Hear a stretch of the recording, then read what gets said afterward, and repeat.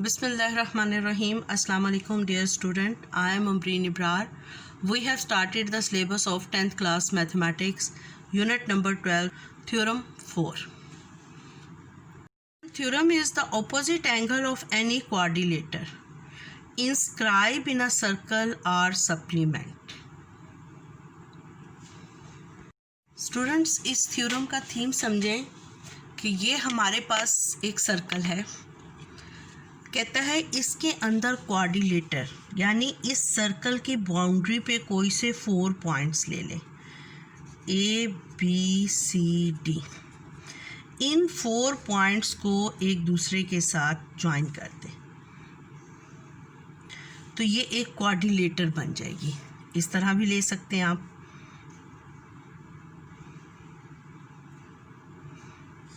A, B, C, D किसी भी तरह से लें, लेकिन 4 point lies on the boundary of a circle. Clear? कहता है ऑपोजिट एंगल्स यानी B and D, the measurement of angle B plus measurement of angle D is equal to 180। Sum of the opposite angle is supplementary. Supplementary mean 180. Similarly A और C का सम क्या होगा 180। इसी तरह यहाँ पर भी अगर ये A, B, C, D है तो सम ऑफ A, B इज़ 180। इसको हम कहते हैं इंस्क्राइब क्वाड्रिलेटर। सर्कल के अंदर क्वाड्रिलेटर बनी हुई हो और क्वाड्रिलेटर के वर्टेक्स जो हैं वो सर्कल की बाउंड्री पे लाई करें तो हम इसको कहते हैं इंस्क्राइब क्वाड्रिलेटर। स्टूडेंट्स थ्योरम को पढ़ के सबसे पहले फिगर बनाते हैं। फिगर में हमारे पास सबसे पहले क्या चीज़ ज़हन में आ रही है कि वो सर्कल है। हमने सर्कल को ड्रॉ कर लिया।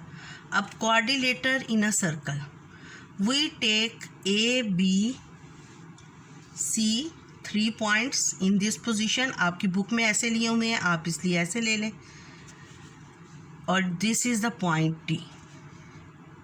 वो कहता है कि ये 4 पॉइंट्स जो हैं ये एक क्वाड्रिलेटर बनाते हैं A, B, C, D।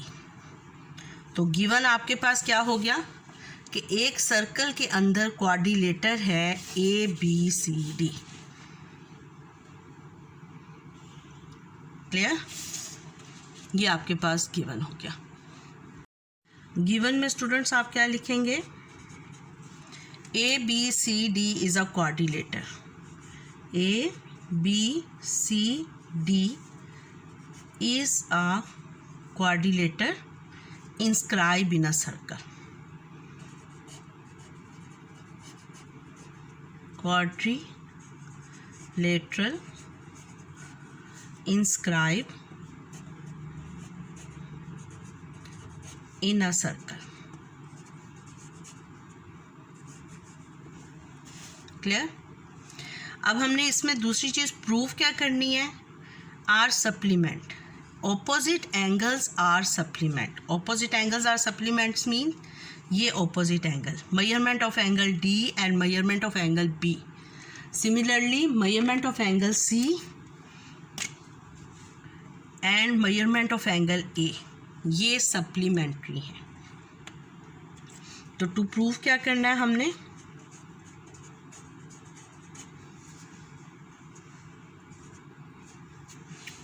Measurement of angle, अच्छा with in a circle with centre O भी लिखते हैं, विथ सेंटर O।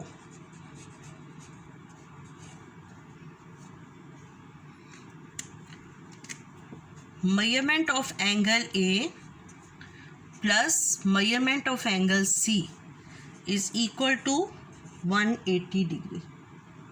या क्या लिखेंगे? 2 राइट्स एंगल। सप्लीमेंट्री मीन 180 या 2 राइट्स एंगल। आपकी बुक में 2 राइट्स एंगल लिखा हुआ है। Measurement of angle B plus measurement of angle D is equal to 2 right angles. Clear हो गया? अब स्टूडेंट इसने कंस्ट्रक्शन क्या किया?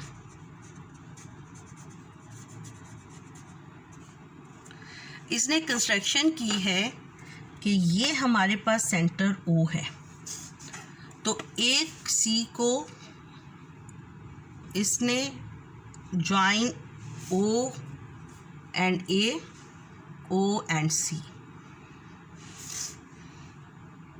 इसने A और C को O से ज्वाइन कर दिया।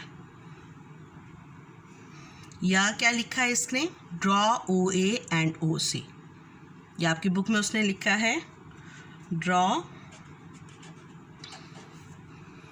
OA and OC। और एंगल्स को नेम दिए हैं उसने, इस एंगल को कहा है 1 है, this angle is 2, this 3, this angle is 4, this angle is 5 and this angle is 6। ये उसने बुक में नेम दिए हैं, मैंने भी वैसे ही दे दिए हैं ताकि आपको समझने में इजी रहे। Right angle 1, angle 2, angle 3, angle 4, angle 5 and angle 6 as shown in the figure, as shown, ये आपने नहीं लिखना। draw OA and OC, write 1, 2, 3, 4 and 5 and 6। आपने ये लिख लिए, फिगर आपकी कंप्लीट हो गई। अब आपने स्टेटमेंट्स और रीजंस देनी है इसको प्रूफ करने के लिए।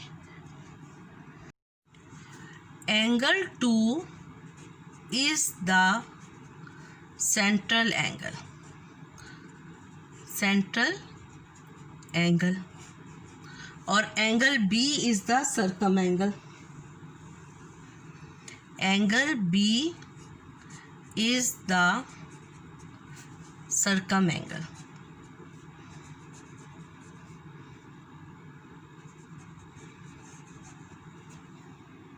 क्लियर हो गया students? According to theorem 1, angle B circum angle is the half of the central angle. Angle 2, circum angle is a double of central angle is 2 times of the B, तो B क्या हो जाएगा, half of the central angle. तो ये हमारा क्या हो गया, थ्योरम 1 से हमें ये बात पता चल गई। सिमिलरली अब हम कोड ले लेते हैं, ये मेजर सेगमेंट ले लेते हैं। अब हमने कौन सा सेगमेंट लिया, मेजर सेगमेंट। मेजर सेगमेंट में सेंट्रल एंगल कौन सा बन रहा है इसका, 4, और सर्कम एंगल कौन सा बन रहा है, एंगल D। अब हम कौन सी आर्क पर स्टैंड कर रहे हैं, stand on same arc ABC। पहले हम कौन सी आर्क पर स्टैंड कर रहे थे, ADC पर। ADC पर सर्कम एंगल ABC पर बनेगा।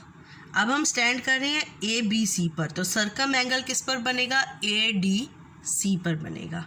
Stand on the arc ABC। ABC पर हम स्टैंड कर रहे हैं, तो angle 4 is the central angle,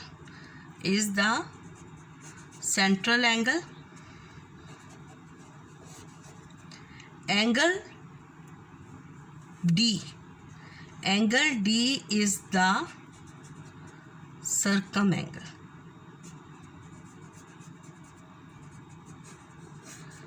stand का मतलब अब आपको पता चला कि अगर वो कहेगा कि आर्क ADC पर स्टैंड कर रहे हैं तो सर्कम एंगल बनेगा ABC आर्क पर।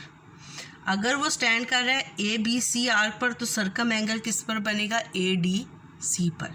तो इस सर्कम एंगल का सेंट्रल एंगल कौन सा है, ये, और इस सर्कम एंगल का सेंट्रल एंगल कौन सा है, ये।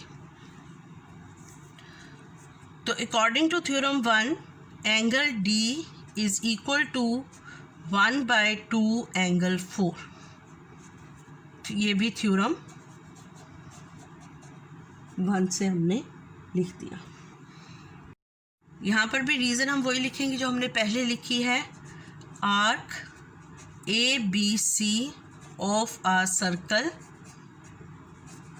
With centre O, with centre O। Clear हो गई बात? एक दफ़ा मैं फिर रिकॉल कर रही हूँ। Stand on the arc ADC, it's mean के सर्कम एंगल किस पर बनेगा? ABC पर बनेगा। ABC पर सर्कम एंगल किसने बनाया? A और C पॉइंट ने। तो अगर ये सर्कम एंगल है तो AC पॉइंट का सेंट्रल एंगल कौन सा है? एंगल 2।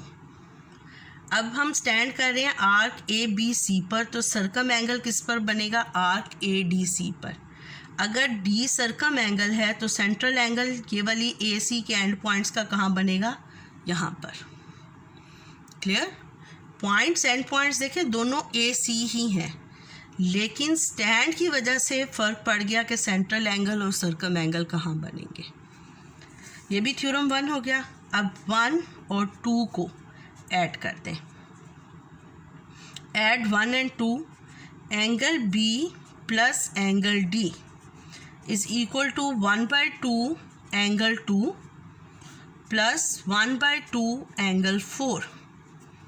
1/2 कॉमन ले लें, एंगल 2 प्लस एंगल 4। अब देखिए एंगल 2 और एंगल 4 कितना एंगल बना रहा है? सेंट्रल एंगल है और ये सर्कल कंप्लीट है, तो ये कितने डिग्री बना रहा है? 360। 360 मीन्स 4 राइट एंगल्स, तो is equal to 1/2 4 right angles. 4 right angles, तो 2 से कट गया 2 राइट एंगल्स। ये हमने प्रूव कर दिया। और यहाँ पर रीज़न क्या लिखेंगे? Adding 1 and 2।